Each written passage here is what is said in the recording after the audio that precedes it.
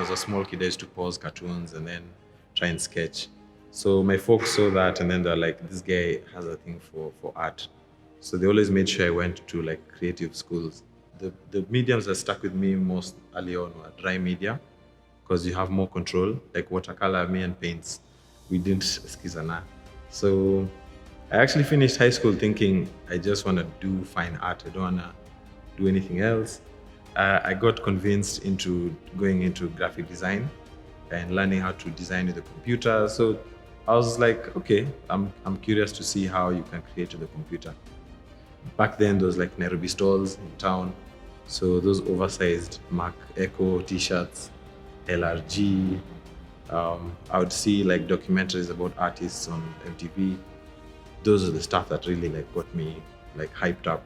So I got to Coventry, doing my degree in illustration graphics, and then that's when I discovered like illustration, which I didn't really know was a thing. I didn't know there was an option to create artwork that goes with your advertising, goes with merchandise, or just to create like in that way. So I started developing a way in which I could use my hand-drawn drawing skills and then add them to like Adobe software. I applied for studio space at an art center called Kuwana Trust. So you'd apply, and then like if they like you, they invite you into their program. You get like artist space that you can work from. That's when I got like exposure to the art scene, exposure to just creativity of all kinds. Like Kuwana was like a melting pot. I got my grant to do my first solo exhibition. Kuwana started trusting me to do like their exhibition posters. So those are the little things that now started. Then from there, I would get now other opportunities. Like I remember I got an opportunity to do the magazine cover for Up magazine. Another client saw that and then gave me a bigger job. And that I think was my first like really big job.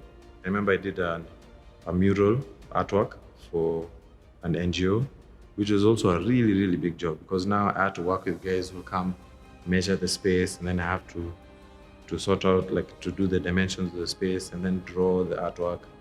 And it was like a huge, huge creative challenge. I feel like 2016 was now finally the roots that set in, and now they're starting to break ground. And then now by 2017, the courses that we're teaching in ADMI became more in-depth. We started having more students.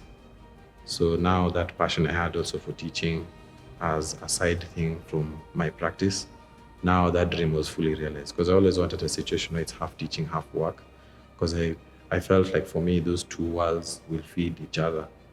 I'm Brian Omolo. I'm a graphic designer and illustrator and graphic design faculty at ADMI, and this is how I made it.